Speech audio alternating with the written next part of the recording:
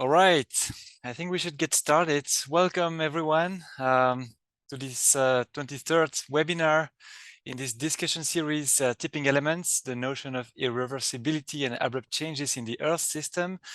My name is François Massonnet, and the goal of this discussion series is to advance knowledge on tipping elements, also to support efforts to increase consistency in treatment of tipping elements in the scientific community, and to develop a research agenda, as well as designing joint experiments and ideas for a tipping point modeling intercomparison project, TIPMIP. The networks that are behind this series, and thanks for them, are the Earth Commission, the AIMS, Analysis, Integration and Modeling of the Earth System project. Both AIMS and the Earth Commission are hosted by Future Earth, as well as the Safe Landing Climate's Lighthouse activity of the World Climate Research Program, WCRP. This event is also co-organized by the International Institute for Applied Systems Analysis and the Potsdam Institute for Climate Research, Impact Research, and the Global Systems Institute at the University of Exeter. So a few housekeeping items to start with. If you have a question during the talks, please use the Q&A box instead of the chat. Your question will be read, definitely. We will collect all the questions and start the discussion for both talks after the two talks. So don't hesitate to drop in your question whenever you have one. If you have any other question or if there are technical issues, then you can use the chat, but the chat should be really not the main channel for discussion. Okay, let's get into the topic. As a quick note for introduction, I think it would be useful to quote a statement that was made a few decades ago by Albert Camus. Albert Camus is a French philosopher, author, and political activist. And he said, misnaming an object is adding misfortune to this world. In the case of tipping points, I think this pretty much applies. We have all in mind these notions of irreversibility, abrupt changes, regime shift, tipping points, tipping elements, and often we use those terms interchangeably. So I really recommend to you to have a look at this recent report about global tipping points, where there is a clear definition and a clear nomenclature of these different elements. So a tipping point would occur when a change in part of a system becomes self-perpetuating beyond a certain threshold, and it leads to substantial, widespread, and frequently abrupt and often irreversible impact. A tipping system is any system that can pass a tipping point. Then there are tipping elements that needs to have a certain scale, a regime shift, and a critical transition. So I think this really lays a bit the different concepts and how they differ from one another. And obviously today we are going to focus on sea ice. Both our speakers will be present before the Q&A session, and they will also have a talk, of course, so you are free to pose any question. The first speaker that we have is Dirk Notz. Hi Dirk, welcome to the seminar series. So Dirk Notz is a professor for sea ice research at the University of Hamburg and one of the lead authors of the most recent IPCC report. Dirk's research aims, among others, at conceptual understanding of the large-scale climate evolution of our planet, with a specific focus on the past and the future evolution of the sea ice cover in the polar regions. Dirk has spent a good part of his life in the polar regions for sea ice-related fieldwork, and for the recent IPCC report, he has been lead author for the chapter on oceans, cryosphere, and sea level, and he also was engaged in the final discussions on the summary for policymakers. Dirk will start by introducing the tipping questions for the Arctic sea ice, and then we'll have the pleasure to switch to the other side of the globe with Marilyn Raphael. Marilyn is the director of the University of California, UCLA Institute of the Environment and Sustainability. She's professor of geography at UCLA, And her primary research focus is the Southern Ocean, the Southern Hemisphere, atmospheric dynamics, and climate change, with major scientific goals that are to characterize the Antarctic sea ice variability and to define and understand the interaction between Antarctic sea ice and the large-scale Southern Hemisphere circulation. She also focuses on interaction at the seasonal, interannual, and decadal timescales between all these components, and her work includes global climate modeling with an emphasis on improving the simulation of sea ice and the atmosphere in the southern hemisphere. So I think we have a really great lineup of speakers today, with clearly two leading authorities in the topic. I'm very excited to start with you, Dirk, about tipping points in the Arctic sea ice. Dirk, the floor is yours.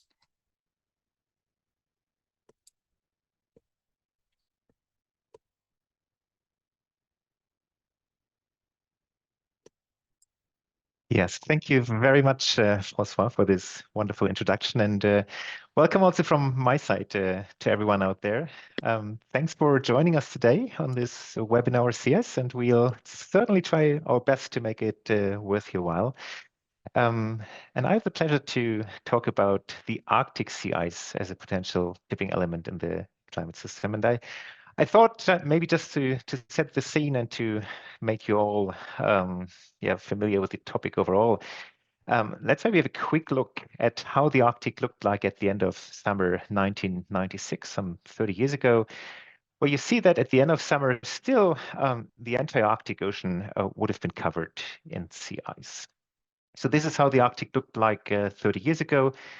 This is how the Arctic looked like at the end of summer last year. In terms of sea ice area, we have about 50% left compared to what we had 30 years ago. And these ice floes that are left here are also only about half as thick as they used to be 30 years ago. And so half the thickness, half the volume, half the thickness, half the area. In terms of sea ice volume, this is about a quarter of what we used to have 30 years ago. And it seems very likely that we will experience largely ice-free Arctic at some point between 10 years to 30 years from now. And so I guess that almost all of us will witness an Arctic that looks like that, where you can just take a ship and go to the North Pole and look at the water there. But there will, of course, still be sea ice in winter. And this loss of Arctic sea ice goes along with a number of feedbacks. The one that I guess we are all familiar with is the so-called ice albedo feedback. Now, just to remind ourselves, what is that? The ice albedo feedback, albedo is the reflectivity of the ice surface. It's related to the fact that sea ice and snow has a really high reflectivity. And so under today's climate conditions, where the Arctic is still quite a bit covered by sea ice, most of the sunlight that hits the Arctic in summer is reflected back to space. And so the Arctic has its built-in cooling mechanism in summer. But as the sea ice gets less and less, more and more open water is exposed to the sunlight, the water is much darker, and so more and more sunlight is being absorbed by the water. And we get this potential feedback loop that is referred to as the ice albedo feedback mechanism. So if we have less sea ice, it means that we get less reflection of sunlight, more absorption of sunlight. That means we get warmer water. And the warmer water, in turn, might cause even less sea ice, even less reflection of sunlight, etc. And so this ice albedo feedback loop is one of the most commonly known positive feedbacks, amplifying feedbacks that we have in the climate system.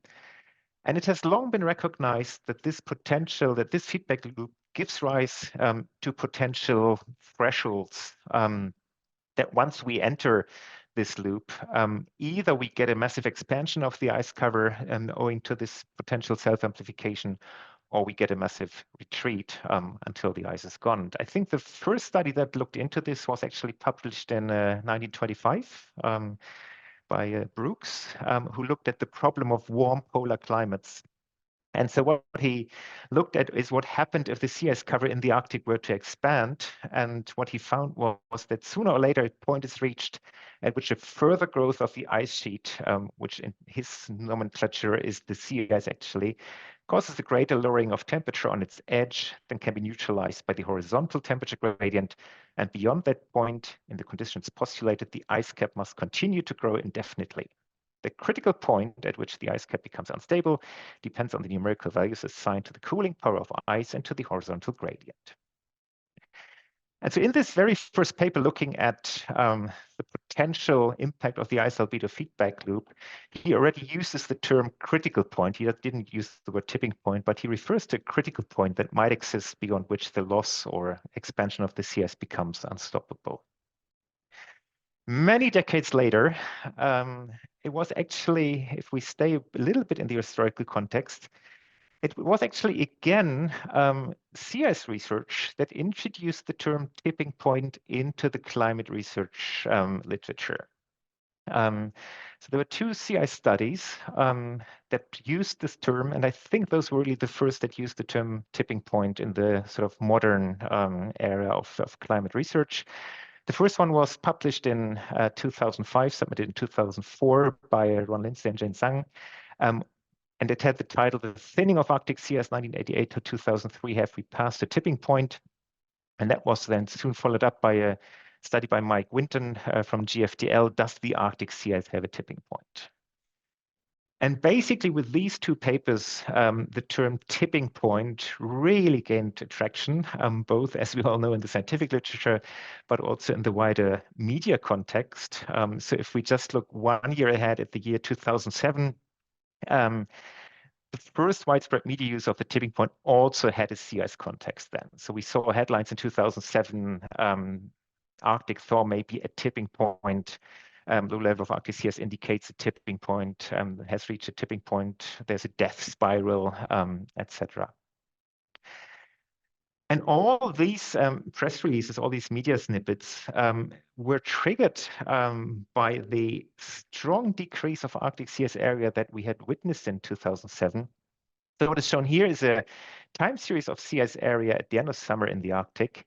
And we see here in 2007, this really strong decrease of Arctic sea ice area. That was only matched then again in 2012 by an even further minimum of the overall sea ice area evolution. And so pretty early on, the sea ice community was aware of the potential existence of tipping points in the climate system. And so early on, there were a couple of studies that looked into this question of whether the Arctic is a tipping element. And let's start with focusing on summer. And maybe a good starting point is a study that was published in 2009 by Eisenman and Wettlaufer, who developed a conceptual seasonal one-dimensional model of the Arctic. And they tried to, or aimed at systematically examine the stability of the Arctic sea ice area in a warming climate. And so in their seasonally varying model of the Arctic climate system, they explored what happens if they have more incoming long-wave radiation. How does the phase state of the system evolves over time? And the expectation was that if the Arctic sea ice has a tipping point, that there should be unstable branches in the bifurcation diagram. Now, here's what they found. This is the bifurcation diagram they ended up with. What we see here is the ice thickness, and then once the ice thickness gets zero, this variable changes to the temperature of the ocean water. The upper line here, that's September sea ice, so summer sea ice. The lower one here would be the sea ice coverage in March. And the difference between these two lines is the seasonal cycle. And what they found, as the September sea ice gets less and less, as the climate forcing is increasing, there isn't really any jumps, no instabilities, until we reach this ice-free point at which the lines get red, because then we only have sea ice left in winter. We'll come back to that. And so based on this study, based on the smooth transition of these blue lines into the red line, they determined that a critical threshold behavior is unlikely during the approach from current perennial sea ice conditions to seasonally ice-free conditions. And also in 2009, also in PNAS, I looked a little bit into the same problem, but from an observational point of view. And so what I tried to do there was to examine if self-amplification of sea ice loss is somewhere visible in the observed evolution of sea ice area. And so what I did very simply was to just look at the year-to-year change in Arctic sea ice area at the end of summer. And my expectation was that if the ice albedo feedback would be dominant, that a year with little sea ice should be followed by a year with even less sea ice. Because if we have very little sea ice in summer, there's a lot of heat uptake in the Arctic, much warm water, and this warm water should then decrease the sea ice coverage even further. Now, what I've found was the exact opposite. So what is shown here is, again, the time series of sea ice area, now including some pre-satellite data from ships and airplanes. And here at the bottom, you see the year-to-year changes of these time series. And what is striking is that each time when we have a strong drop in sea ice area from one year to the next, the sea ice always recovers in the following year. And vice versa, if we have a strong increase in sea ice area in one particular year, the ice always reduces again the year after. And so that behavior of this time series is indicative of a dominance of stabilizing feedbacks in the system that always try to bring the sea ice area evolution back to some mean evolution over time, rather than an indication of some self-amplification. And so based by, or sort of exposed to this finding, I tried to come up with an idea of what might trigger this behavior. And the explanation I ended up with was actually relatively simple. So let's compare a sea ice cover at the end of a summer with a lot of sea ice. So if a lot of sea ice survives the summer, then in winter, we would have thick sea ice that had survived the summer. There will be quite a bit of snow on top of that, because as the snowfall increased throughout autumn, it would land on the sea ice. And so we would have this thick insulating layer of sea ice and snow that would insulate the ocean from the atmosphere. And so after a summer with very little ice loss, so a lot of ice is left at the end of summer, we only have relatively little heat loss from the ocean. So we have only little ice growth. In a summer with a lot of ice loss, at the end of summer and in the following winter, we have lots of open water. We have very thin sea ice left. The snow cover would be much thinner because much of the snow would end up in the open water. And so in this system, the heat flux, both through the much thinner ice and also from the open water to the atmosphere, would be much increased. And so we would have a large heat loss from the ocean. And because the ocean is at freezing temperature, any heat loss from the ocean would be compensated for by ice growth. And so in this system, in this situation, would have a substantial ice growth. And so what that means is, if a lot of ice survives the summer, we get little ice growth. If only little ice survives the summer, we get lots of ice growth. And these two effects then bring the long-term evolution of the sea ice coverage back to the long-term trend line, and basically overriding this ice albedo feedback that is active in summer. And so based on these findings and on the study by Eisenman and Weddelaufer, I concluded back then that a tipping point probably does not exist for the loss of Arctic summer sea ice. I also compared that to potential tipping points in Greenland and Western Arctic, and made a very strong point there that the non-existence of a tipping point for sea ice has nothing to do with the potential non-existence of a tipping point for ice sheets, but that a tipping point very likely exists for these two ice sheets. Now, all that was based primarily on physical reasoning, simplified models, 1D models. And so the jury was still out whether the same would also hold in a more complex model. And so we tried to find out how things would look like in a more complex model. And Steffen Tietze did a nice study where he tried to use or impose the largest possible ice albedo feedback in a fully coupled climate model.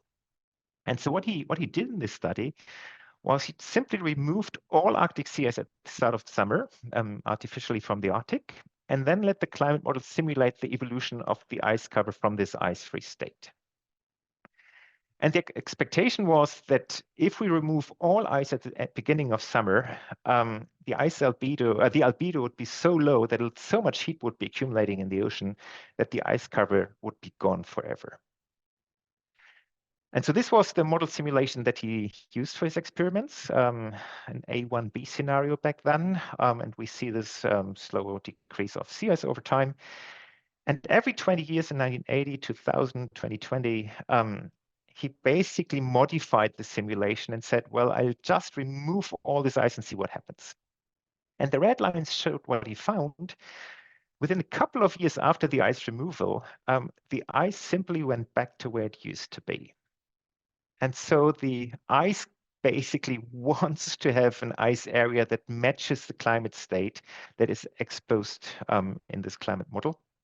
And the ice albedo feedback is not strong enough to prevent this recovery of the ice. And as he looked into the reasons for that, he basically found the same as in the conceptual models. If we look at the first year of the ice, of the heat budget evolution after the removal of the ice, that is shown here. So we removed the ice in April, in this time 2020. This is time. This is the heat flux either that the ocean gains heat from the atmosphere in summer or that the ocean loses heat to the atmosphere in winter. The blue line is what happens in the reference run without any removal of the ice, and the red line is what happens in the simulation with the removal of the ice. And so what we found that in summer, after the removal of the ice, indeed, because the albedo was lower, there is a higher heat gain in the ocean from the atmosphere. So the red line indicates a higher heat flux from the atmosphere into the ocean. But then in the following winter, Steffen Tietze found that there actually is a much higher heat loss from the ocean to the atmosphere, which then is again the stabilizing feedback that we discussed before.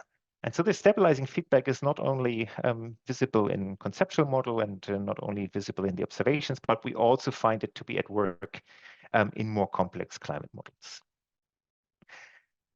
And so if we summarize these various feedbacks, this is how things look like. So if we have a summer with less sea ice, we obviously have more open water. And that means in summer, we have less reflection of solar radiation. We have warmer water, we get less sea ice. So this is this amplifying ice albedo feedback. But in winter, we have all these negative dampening feedbacks that we have more outgoing long-wave radiation from the open water, so we get more sea ice. We have later sea ice formations, so we have less insulating snow. We get more sea ice. We have a thinner ice cover, so we have a high growth rate. And again, we get more sea ice. And these feedbacks that dominate the evolution of the sea ice really are basically related to the very, very fundamental physics of ice growth. So if you were to construct a model of sea ice growth, the physics of these processes, the physics of the fact that thin ice grows faster than thick ice will always be there. And so even the simplest sea ice model has these feedbacks in them. And that has a number of, I find, quite important implications. The first one is that the complexity of the sea ice model has little impact on the overall sensitivity of the sea ice cover with regards to global warming. So what is shown here in this plot is how much sea ice we lose if the global climate gets 1 degree warmer. The green line here shows what we find in the observations. We lose about 4 million square kilometers of Arctic summer sea ice for 1 degree of global warming. Each of these lines is the result from one CMIP6 models. And so basically all CMIP6 models underestimate the sea ice loss per degree of global warming. But the main point here for our purposes is the fact that the models with the most complex sea ice model are all over the place, as are the models with simpler sea ice models. And that is because the complexity of the model doesn't really matter when it comes to simulating these very, very fundamental feedbacks that drive the overall evolution of the summer sea ice coverage. And so most of these differences primarily will probably come from details of the forcing, say, that is in the Arctic. So the way in which this global warming is translated into Arctic warming is probably at the heart of this difference between the sea ice models and CMIP6 models and not the complexity of their sea ice code. A second implication is the fact that these stabilizing feedbacks will get stronger as the ice is thinning, as our moderator François showed in a beautiful paper in 2018. So what is shown here is across 44 CM5 models, models with thinner ice on this axis here. And on this axis, he analyzed how quickly the ice recovered after a summer anomaly. And so what he found was that the models that have thinner ice overall recover more strongly than the models that have thicker ice, because in thinner ice, the heat fluxes will be even higher, and so the recovery will be even stronger. And so again, this is proof of the really dominating impact of thermodynamics on the long-term evolution of the ice cover. And the third implication is the fact that the sea ice is really, the loss of sea ice is really just driven by the changes in the external forcing. And so if we plot the changes in the external forcing, in our case, the emission of CO2 against the amount of sea ice we have in the Arctic, we get a very clear linear relationship. So this is the amount of sea ice we have in the Arctic. This is the amount of CO2 that humans have emitted into the atmosphere. From 1979, when the sea ice satellite record started, in this case, just plotted until 2020, but we could just add further points on here. And we get this very clear linear relationship. We also have good conceptual understanding of why it should be linear. It's also linear in every climate model, but it would be a bit too much to discuss that linearity today. But we are pretty certain that this linearity will just hold until all the ice is gone. And I personally am of the opinion that this extrapolation of the linear relationship between CO2 emissions and Arctic sea ice area is probably the best estimate that we can have as to when the Arctic is largely ice-free. It's just a function of how much CO2 we emit. And if we remember this huge spread in sensitivity that we have in CMIP6 models, I think just using the observed sensitivity and extrapolating that is probably a pretty good bet. And so overall, to close this part on the summer sea ice, as we also wrote in the IPCC report, there is no tipping point for the loss of Arctic summer sea ice, and we can say that with high confidence. And this finding has basically been relatively clear, I would say, since more than a decade. Most of the papers I just showed were from the time period, say 2009 to 2012, and they all found again and again and again that there is no tipping point for the loss of Arctic summer sea ice. Now, in the interest of time, let's move on to winter. So what happens in winter? And this study by Mike Winton that I mentioned initially is actually looking into that. And so what he's trying to do there is to find indications of a possible tipping point in future winter sea ice loss in the Arctic. And because he's using CMIP3 models, the models didn't apparently save, or not all models saved, sea ice concentration or sea ice area.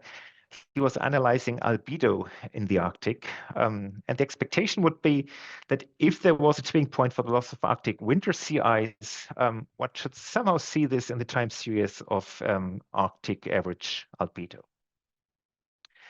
Now, what did Mike Winton find? That is shown here. So let's focus on these blue lines here, which denote sea ice evolution in March as the climate is getting warmer and warmer. So what he finds is that for this loss of winter sea ice, there is this sudden change of albedo decrease. So the albedo decreases very, very, very slowly. And then suddenly it's accelerating quite a bit.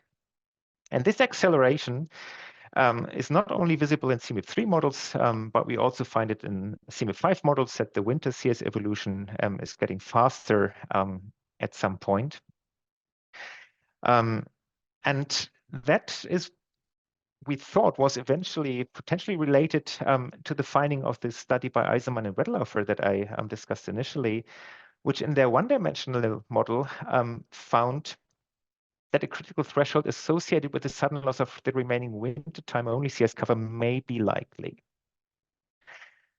And so that was the situation we had at around 2010, that there was some indication of something is happening with the winter sea ice.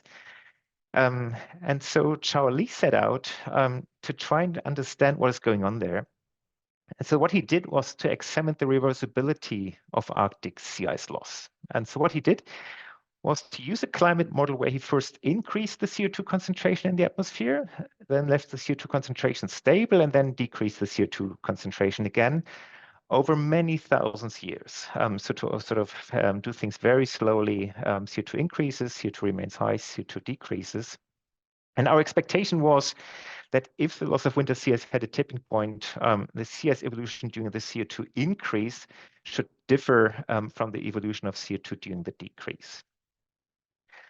But what Chao Li and also Jeff Ridley in a similar study found that during the CO2 increase, which are the blue dots here, as the sea ice area as a function of northern hemisphere temperature, evolved exactly the same as the evolution of sea ice during the CO2 decrease. So there's absolutely no hysteresis. There is this acceleration that we discussed before, but there's no hysteresis. And this fact that there's no hysteresis was then later actually confirmed in a study by Till Wagner and Ian Eisenman that I like a lot, because they looked into systematically how the complexity of the model you use to examine this question of Arctic sea ice stability, how that the complexity influences your results. And so what they did is they developed a two-dimensional model where they could vary the amount of the seasonal cycle and the amount of horizontal communication between lower latitudes and the Arctic. They expected that the stability might depend on the realism of the model, and that is indeed what they found. So here's their main result. So what is shown here is the parameter that shows how much horizontal communication is between the Arctic and lower latitudes. And this one here shows how high the seasonal cycle is. And in the initial model by Ian Eisenman and John Wetlaufer, where they found bistability, they didn't have horizontal fluxes. So horizontal fluxes were 0. And so they found bistability as indicated by these colors here that indicate the amount of hysteresis. And also in a model that doesn't have any seasonal cycle, but has horizontal communication, you find bistability. But if you use a model that has both, there is no longer any bistability. We have 0 difference between the warming and the cooling evolution. And so the winter ice loss is fully reversible. There's no hysteresis. And so the only question that then remains as to why is the Arctic sea ice loss getting faster at some point? And the most widely accepted explanation for that is that this is really simply related to the geometry of the Arctic. Ian Eisenman in 2010 introduced this term geographic muting of ice loss. And so he basically came up with a conceptual picture of how the Arctic looks like, which is shown on the right here. And so what he suggested is that the loss of winter sea ice at the moment is only happening here in the Bering Strait and the Fram Strait, as the winter sea, because this is where the ice edge is located. But as the winter sea ice edge moves further and further into the Arctic Ocean, at some point the ice edge will be located inside the Arctic Ocean. And so that is shown in a picture here. This might be the winter sea ice of today, and this might be tomorrow's winter sea ice. And once the sea ice edge is within the Arctic, the ice edge is much, much longer. And then as it moves northward because of global warming, we lose much more sea ice area. And so this sudden acceleration of the ice loss is primarily related to the fact that we move the winter sea ice edge out of these straits and into the central Arctic Ocean, where then changes in the latitude of the ice edge really make a huge difference in sea ice area. Yes, and I think that's all I really wanted to say about the loss of Arctic summer and winter sea ice and the potential existence of a tipping point. In the Global Tipping Points report, we summarized these results in the form of a table that Ricardo Winkelmann suggested we put together that I really like a lot, because it goes a bit away from this, what is our exact definition of a tipping point, but it looks at these aspects in turn. is there a rate change? Is there a critical threshold? Is the loss irreversible? And so for Arctic summer sea ice, we said, no, we are pretty certain that none of these things are true. And for Arctic winter sea ice, we said we'll probably have a rate change, but the loss is probably not irreversible.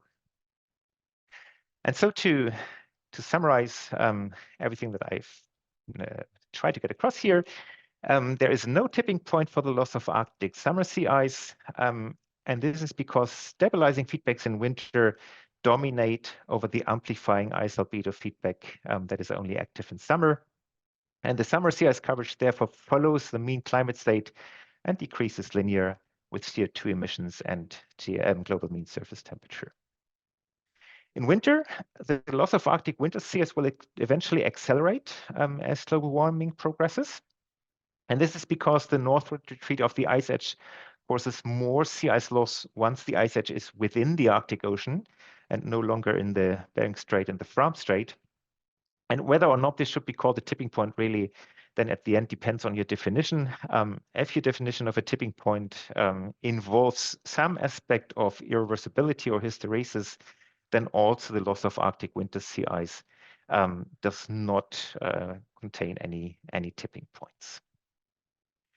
Yes, and with that, I am at the end of my presentation. If also later you have any questions, please always feel free to get in touch. My email is at the bottom here. But I think I'll leave it there for now and hand back to François. Thank you very much. Thank you very much, Dirk, for this extremely clear and enjoyable presentation, and also very comprehensive review of the literature. It was really nice. So anyone who has questions can drop the questions in the Q&A box, not in the chat, please. I've seen several questions landing in the chat, but please copy paste them into the Q&A box. And so Dirk, I invite you to have a look at the questions already so that we can kick off the discussion after Marilyn's talk. Marilyn, no, it's your turn. So Marilyn is going to also talk about tipping points, but for the Southern Ocean sea ice. Marilyn, the floor is yours.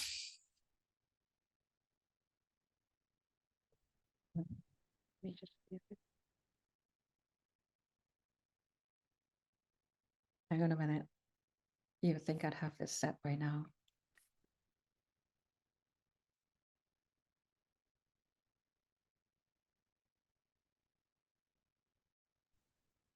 Perfect. Okay, good morning, good afternoon, good evening, everyone.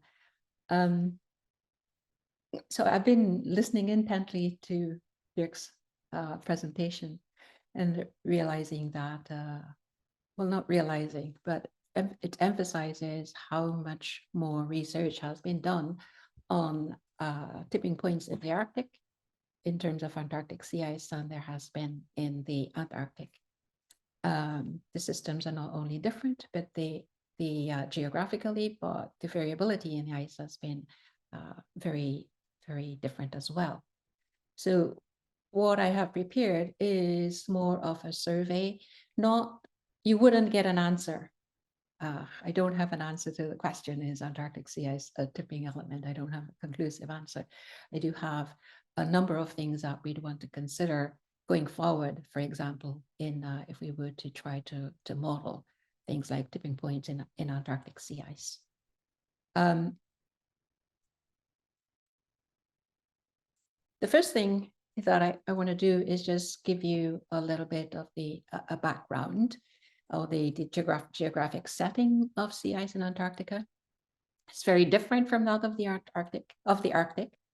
And the first thing you'll notice is that Antarctic sea ice is accustomed to moving between extremes. So on the right, this I chose this fortuitously. This was the record low February minimum in February 2017, preceded first by the September maximum in 2016. So you can see there is a very large shift between its sea ice states from summer to winter. And it's arguably the largest annual cycle on Earth, I believe, moving from an average of 19 million square kilometers at maximum to 6.1 or thereabouts million square kilometers at minimum. And the interesting thing about this is that, well, there are a lot of interesting things, but also always remember that Antarctic sea ice tends to retreat almost to the continental edge in summer. So there is a period where there is very, very little ice. When we think about Antarctic sea ice variability, that always has to be considered. Putting Antarctic sea ice variability into a longer historical context, this shows you at a seasonal resolution, reconstructions and observations. These are reconstructions produced by Brian Fote a couple of years ago. And the blue line shows you the reconstructions. The black is the observed. And what you can see is that Antarctic sea ice has varied much over the 20th and into the 21st century. And that the 20th and 21st century variation that we're seeing, increase that we're seeing, started around the 60s or the 70s. So this just gives you the context for the variation that we're seeing in the Antarctic. The observed increases followed significant decreases throughout much of the early and mid 20th century. And it's more emphasized in the Antarctic winter, but you can see it in pretty much all of the seasons. Moving more to the contemporary, just observations. And here, the observations that we're looking at run from 1979 to 2022. And what you see is that from 1979 through 2014, the annual mean of Antarctic sea ice expanded slightly. The rate is something on the order of 2% per decade. The winter maximum in 2014, which is here, was a record maximum. But after 2014, Antarctic sea ice rapidly changed course. So we're looking at here with the first record in summer 2017. That was a record minimum. And then that was surpassed by another record low in 2022. And then last year, 2023, we have a third record low, the existing low. What these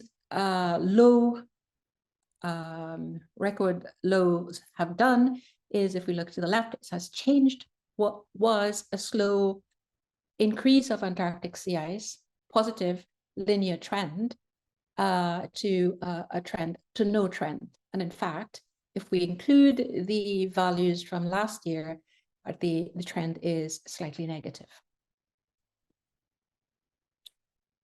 These are, you might be familiar to a lot of people. I just took this from Zach Lab's climate change indicators, just so that we can focus a little on 2023, the recent record summer lows here. But what's actually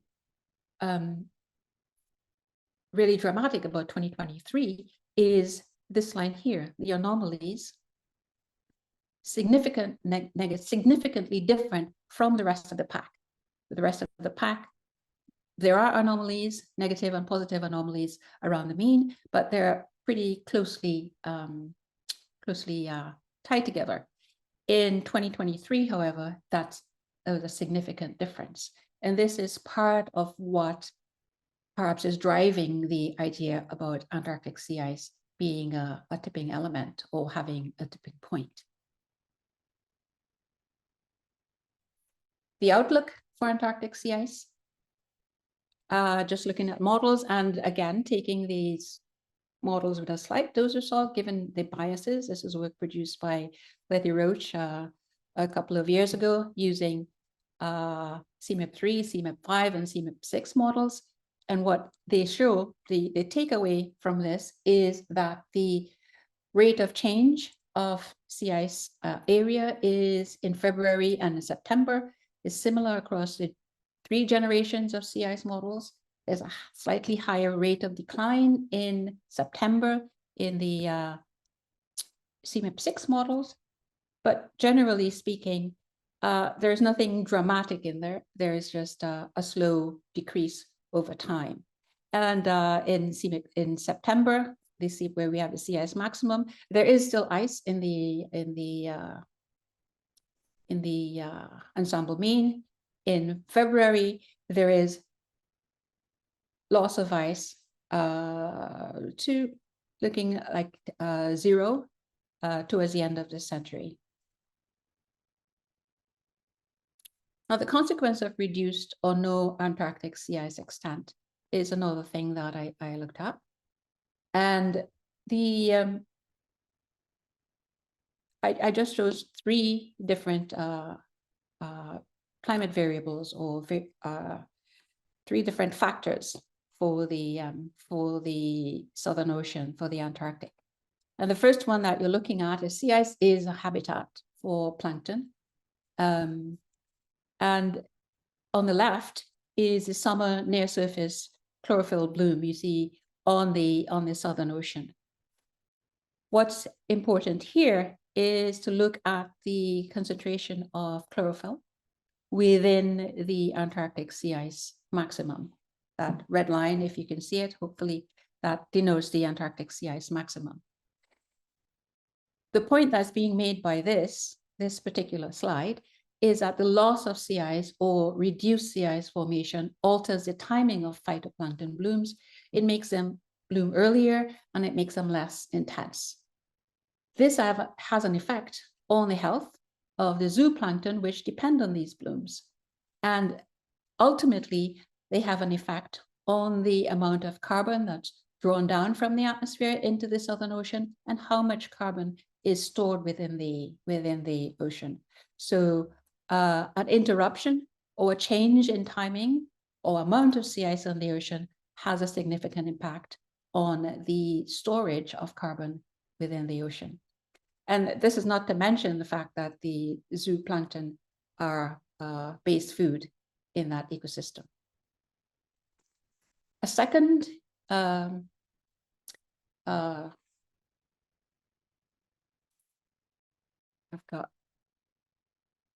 me just do this, yes, is, mass loss from Antarctic ice sheets. The sea ice acts as both a buffer for the Antarctic ice sheets. It slows the advance of the ice sheets. And it also dampens the waves that move into shore. And both of those actions help to reduce sea ice, Antarctic ice sheets mass loss. So sea ice change affects the movement of the Antarctic ice sheets and ultimately the loss of ice. In this diagram that you see here, what you're looking at is that the advance of the ice sheet on the eastern Antarctic Peninsula over 2 different periods from 1982 to 2002. There was a lot of loss of ice. There's a lack of sea ice there. And that lack of sea ice was associated with the atmospheric circulation. But the end result is that there was a lot of ice from ice sheet calving. Moving closer to this time, between 2003 to 2019, things changed after 2019. Actually, they changed after 2017. But what you see in that system is a lot more sea ice, a lot more pack ice, a lot more landfast ice, and a lot more stable, slower moving Antarctic ice sheet. The net point to take away from this is that sea ice change can either safeguard from or set in motion the final rifting and carving of large Antarctic ice sheets. And then another consequence is the effect on the global overturning circulation. Oh, my screen is a lot more sensitive than I expect. When sea ice forms, that brine rejection during the formation of sea ice forms Antarctic bottom water, making sea ice production a key factor in the global overturning circulation. So it does play a critical role in regulating Earth's climate by storing and transporting heat and carbon in the deep ocean. Now, much of Antarctic bottom water forms in the Weddell Sea. And this recent paper by Zhu et al. Points to the fact that a 30% reduction of Weddell Sea bottom water volume since 1992. And that's strongly associated with more than a 40% decrease in the sea ice formation rate within the Weddell. Now, this is only for the Weddell, but there have been changes on that order around Antarctica.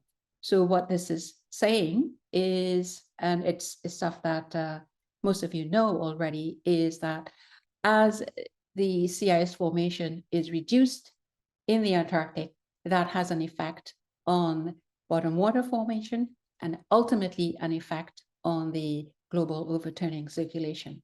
Now, this effect, if we were to have a large-scale climate impact, will take place over a large number of years.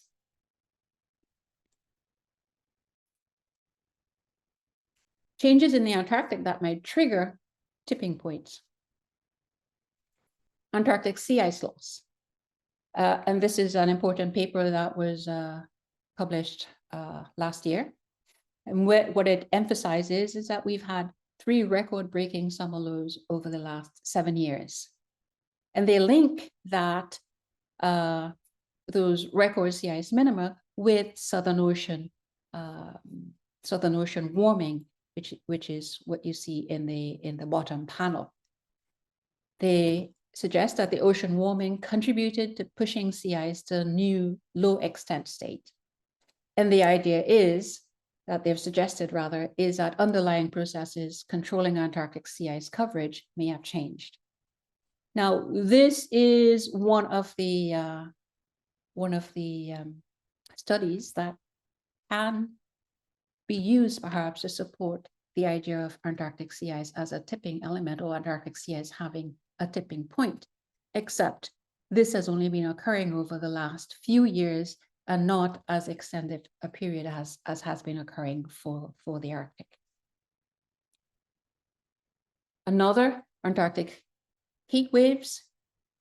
The example I put up here is for the March 2022, but there are others where the warmth over the Antarctic exceeded all values previously and triggered ice shelf collapse. On the left was the ice shelf, the Brunt ice shelf in January 2022, and on the right, immediately after the heat wave in March 2022. And then finally, I just chose 3 for time. This is the observations of Antarctic ice mass change. And the idea here is that loss of sea ice is going to have an impact, as we saw before, on the Antarctic ice mass. These are the examples. I'll let it run through. But you can see that a lot of the effect is on the West Antarctic ice sheet. This is one of the tipping points, tipping elements in the Antarctic system, and that can be affected by Antarctic sea ice.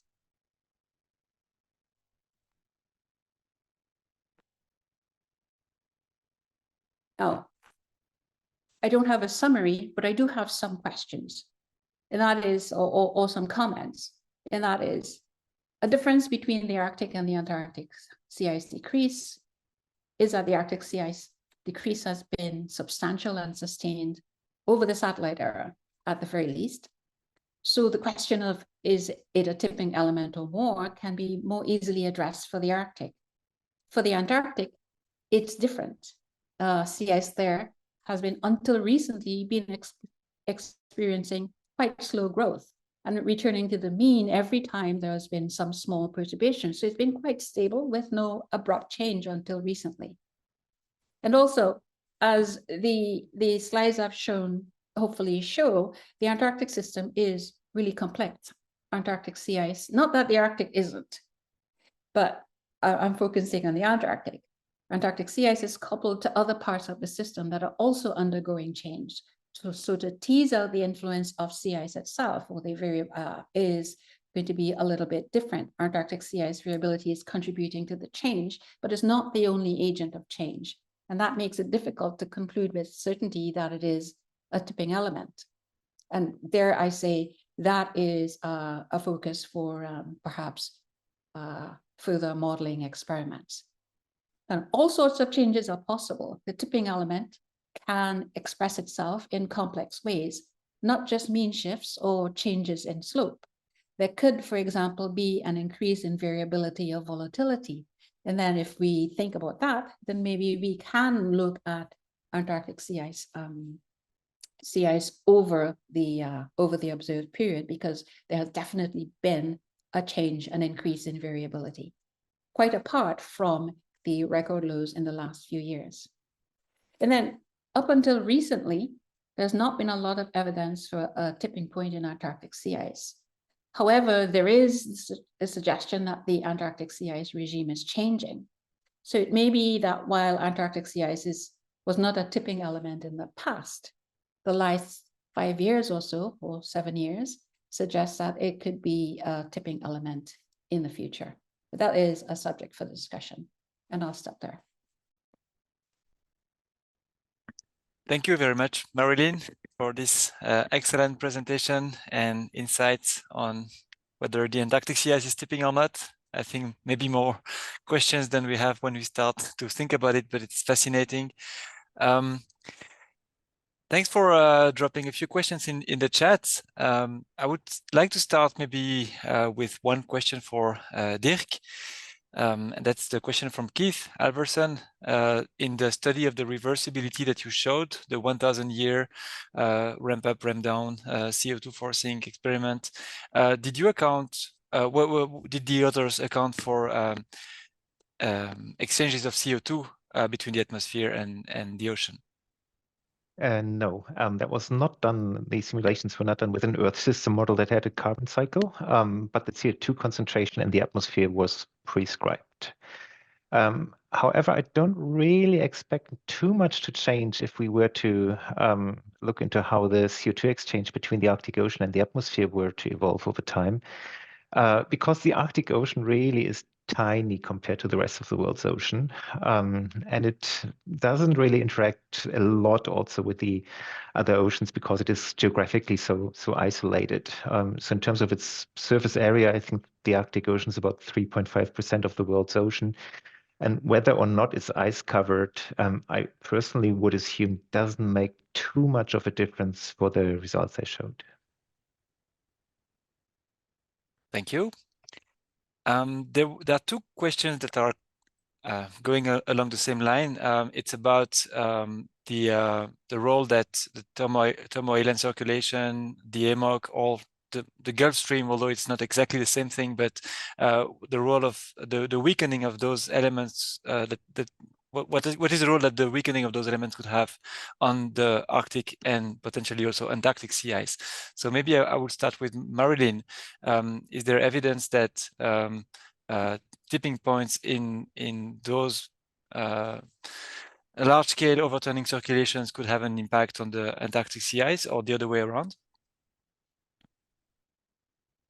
I think it's the other way around. I think the changes in the Antarctic sea ice would spread via the global overturning circulation, of which the Gulf Stream is a part. So I think it would begin in the Antarctic rather than the reverse.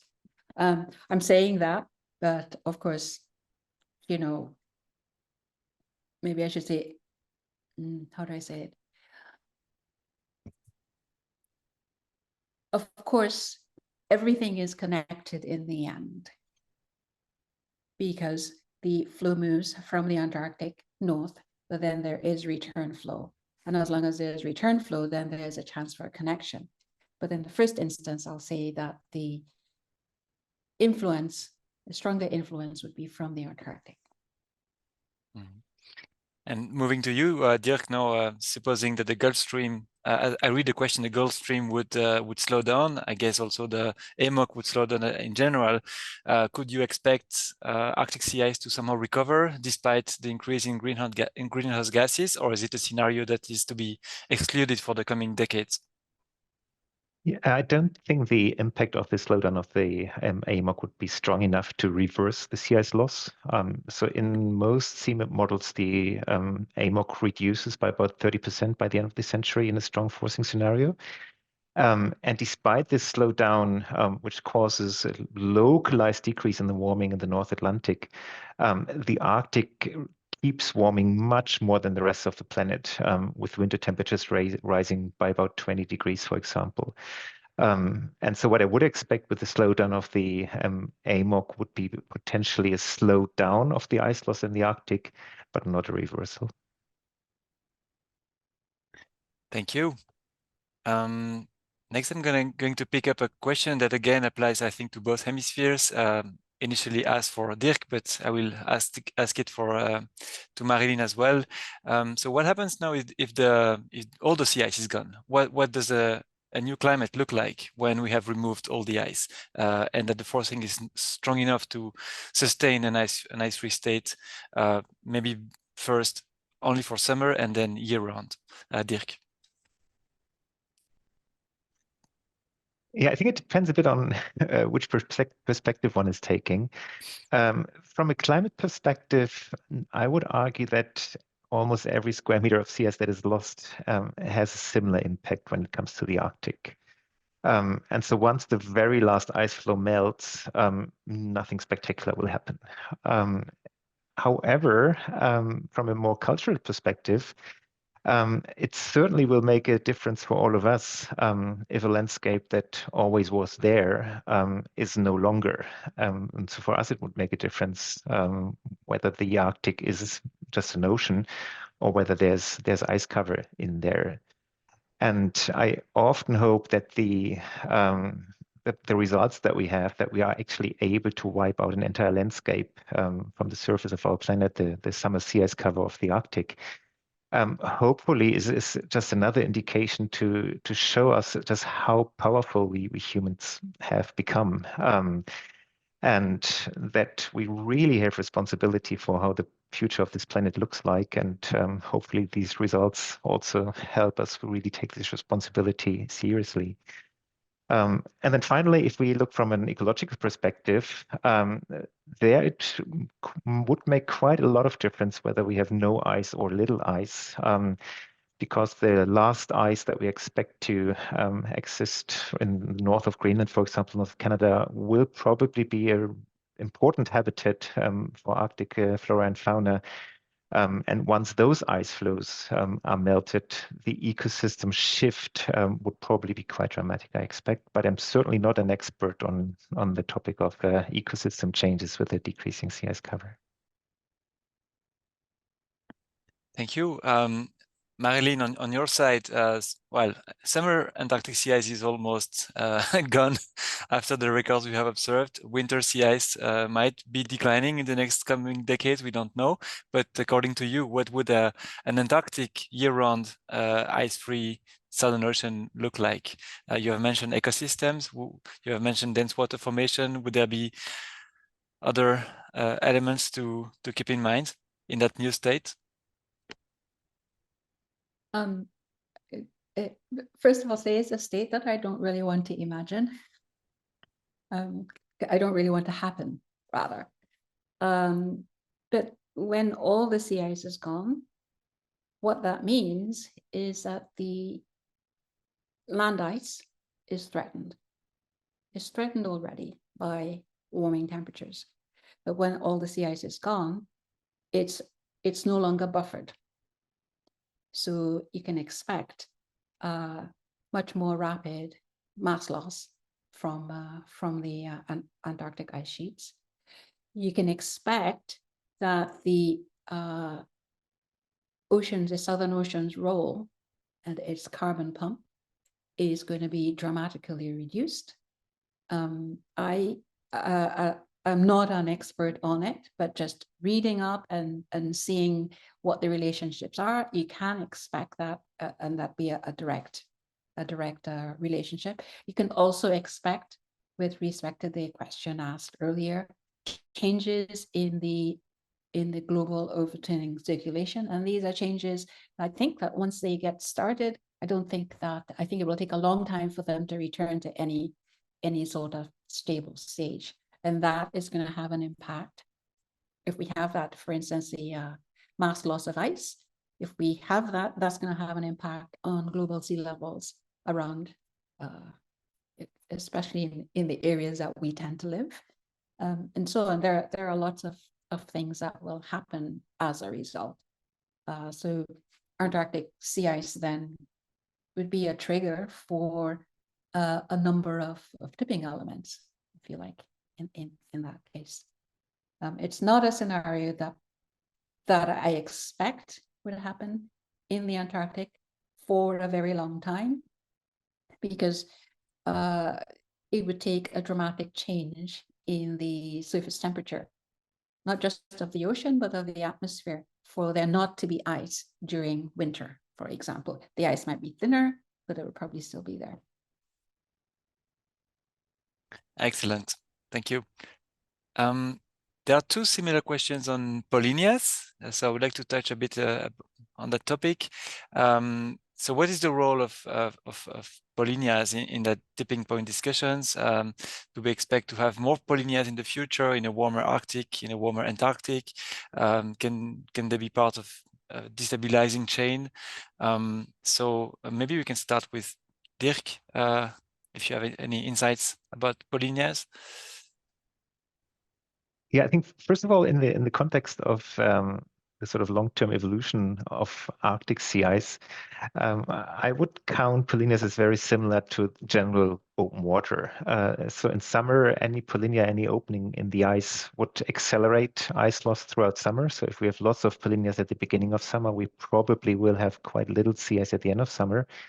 And the opposite is true in winter. If we have lots of polynyas in winter, we will have increased ice growth. And so the polynyas would contribute to the recovery of the sea ice cover after a strong summer sea ice minimum. And so in that sense, in the seasonal perspective, I don't really expect the polynyas to do anything different than the open water at large. And they are all sort of accounted for in some sense in the models, even though climate models have huge difficulties in representing polynyas per se. But the physics that governs them would be the same. I don't really know how polynyas will change in the future. Like from a sea ice perspective, one could imagine that they become more frequent because the ice cover becomes more mobile, becomes thinner. But most of the polynyas in the Arctic are wind-driven and are driven primarily by offshore winds that remove the ice from the coastlines. And I unfortunately don't know the most reliable projections as to how the wind patterns in the Arctic along the coastlines will be changing in the future. So maybe somebody in the audience has something to add on that. I unfortunately do not know the answer to these sort of changes in the wind patterns that actually drive polynyas in the future. Thank you. Yeah, no, about Antarctic polynya. So obviously there were disruptive events in the past in the Weddell Sea, also more recently. So can you comment a bit on that, Marilyn, about these polynyas? So around the Antarctic, there are two different kinds of polynyas. There are the polynyas that fringe the continent, that are wind-driven, and in many cases, I'll take the Ross Sea, for example, they're strong katabatic flow, and that flow, that downward flow is responsible for a lot of the ice formation in the Ross Sea polynya. So the ice forms there and is driven out. But that polynya is not really a polynya in summer anymore because there's no northern boundary. If the ice shrinks back to the continent and is and there is no ice in summer, and little ice in winter, I imagine that the polynyas will, as a source of growth of ice, a source of ice formation, might not be as effective. That would be an interesting experiment to carry out. The Weddell Sea polynya is an example of what's called a latent heat flux polynya, where it's really the ocean warmth coming to the surface. So the ocean is pretty much exuding heat through that hole in the ice. That's also certainly the more recent one. I don't know a whole lot about the first one, except that it was there in the 70s. The more recent one was associated with the strong atmospheric circulation, anomalous atmospheric circulation, low atmospheric circulation over the Weddell Sea, in this case, cyclonic circulation. So what am I saying there? I'm saying that there is a coupling between the atmosphere and the ocean and the sea ice and the ocean beneath the sea ice that we'd have to understand a little bit more before I could answer the question that is being posed. And this is always going to be a problem when talking about Antarctic sea ice. It's not the sea ice alone, it's the sea ice plus something else. Yeah. Okay. Yeah, I would like to pick up one question from Yevgeny Aksenov. If I understand well, he's making the point that the lack of tipping point does not imply full reversibility in the Arctic sea ice. And he takes as an example the fact that if there are carbon dioxide removal runs done with CMIP models, they show that the Arctic sea ice does not return to the same state, even when the CO2 concentration do. So I was wondering whether Dirk could comment on that. Yeah, that is absolutely correct. So what I was trying to get across in the presentation was that there is no self-acceleration and no hysteresis for the same forcing in Arctic sea ice. If, however, with a decrease of CO2, the global mean temperature would not recover to the same it had before the increase of CO2, the Arctic sea ice can't do much about it and would respond to this then different global mean temperature. And so any hysteresis that we have in global mean temperature would directly translate to hysteresis that we find in the sea ice cover. But I wouldn't really call that sort of a tipping behavior or the like of the sea ice itself, because it's just a passive response to hysteresis in the forcing. And the simulations that I showed didn't have that to such a large degree, because we changed the CO2 extremely slowly in order to account for the very slow ocean response, in order to account for the very long response times in parts of the system.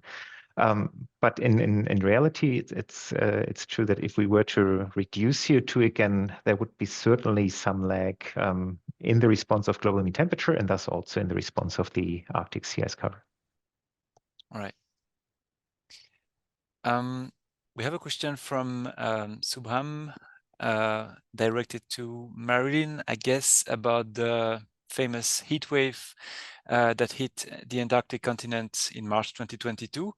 And he or she was wondering whether you could explain a bit how this heat wave unfolded, if I understand the question correctly.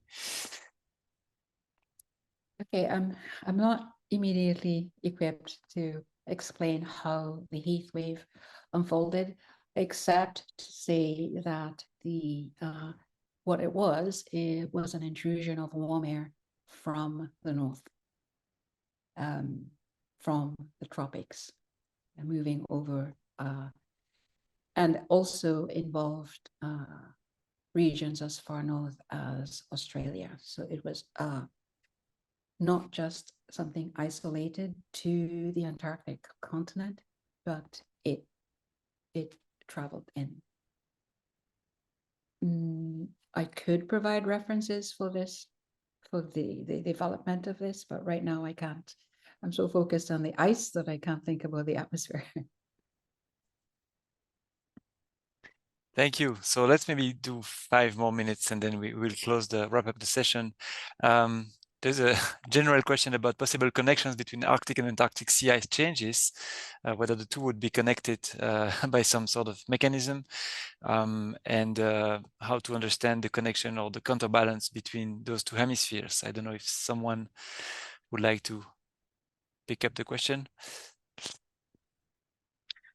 Yeah, I can try to answer this from an Arctic sea ice perspective, where I personally wouldn't expect too much of an impact, say, on the evolution of Southern Ocean sea ice. Not for the little sea ice that we have left in the Arctic today. That used to be very different, probably during the last ice age, when the sea ice cover was covering the regions of deep water formations around Greenland, and was actually blocking the heat exchange from the ocean to the atmosphere, and was thus slowing down the AMOC, for example. Then changes in the sea ice cover would have an impact on ocean circulation, etc.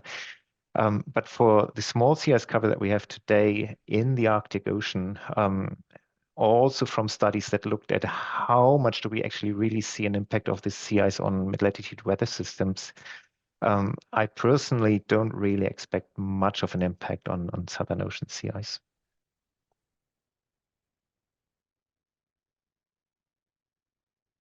Thank you. There's this question from Ethan Campbell. So I'm curious if Marilyn or François could comment on the possibility of tipping points in Antarctic sea ice from the perspective of internal climate system feedbacks, or findings on predictability, or the mechanisms recently identified by Wilson et al. 2023 related to mixed layer. Marilyn? Oh. So the question is... So the question is whether internal feedbacks could be triggering, well, tipping points or regime shifts in the sea ice state, or changes in the predictability or variability of the sea ice, or more largely the mixed layer depth. Okay, so they have identified some work by Goss and Zeus and Lecomte, etc. But I'll just bring it back to the one that I showed. And that is the work that Purich and Doddridge just published last year, with they link the abrupt change in Antarctic sea ice, the record lows, with the warming of the Southern Ocean at some depth, 100 meters or so, and that warmth moving to the surface over the last few years of the record. And they suggest that change in the ocean temperature is what's responsible for the change that we're seeing in the sea ice variability. So the possibility of factors in the internal system of the Southern Ocean influencing the sea ice and causing it to tip is certainly something out there that we would need to focus on. And we'd probably need to either experiment or to wait for another 10 years or so and see what happens with Antarctic sea ice. Mm-hmm. So the possibility is there. Yeah. Great. Maybe the last question from Gabby Hegel. So a nice presentation. Do we understand what caused this very drastic lowering of the sea ice recently in Antarctic, of course, or what processes may have been involved in the drastic retreat since 2016? And for both speakers, could sea ice be a tipping point, a tipping element for impacts on ecosystems? And before you answer the question, I'd like to echo a very nice comment by Vandana, who says that there should be a new name for those elements that are not tipping themselves, but that can induce tipping to other elements, like it seems to be the case for the Antarctic sea ice. Are there consequences on ecosystems, tipping consequences on ecosystems from the sea ice point of view? Yeah, I can basically just repeat what I said before.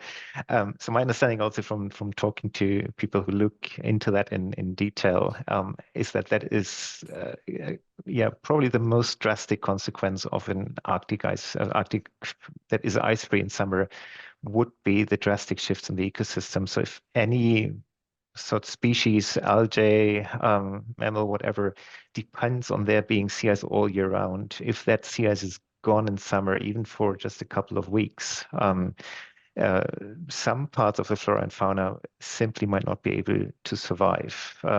Of course, there is the polar bear that everybody talks about, where there are a couple of studies that polar bears are probably flexible enough to survive periods if they're short enough with little sea ice, just by going on shore and trying to hunt a reindeer or a walrus or eat berries or something. Whereas animals that really cannot move ashore, yeah, would really struggle once the sea ice is gone completely. And so I fully agree with Gabi's comment there that sea ice, the loss of sea ice would induce a potential tipping in the ecosystem of the Arctic. Mm. I don't know if Marilyn wants to comment. Well, I think Although, that question's answered in the presentation that I gave. I did show where loss of sea ice would have serious consequences that could be tipping points. So it's pretty much a parallel of what Dirk has just said. right. Right, I think we are going to wrap up after this Q&A session. Thank you all for coming. We maybe want to give a round of applause and thank the speakers again for their excellent presentations and for fielding our questions. Many thanks to those who are still online for attention and participation today. There will be events that have been posted in the chat. The next seminars will be available to you, and we hope to see you numerous for the next meetings. Thank you very much. Thank you. Yeah, thank you.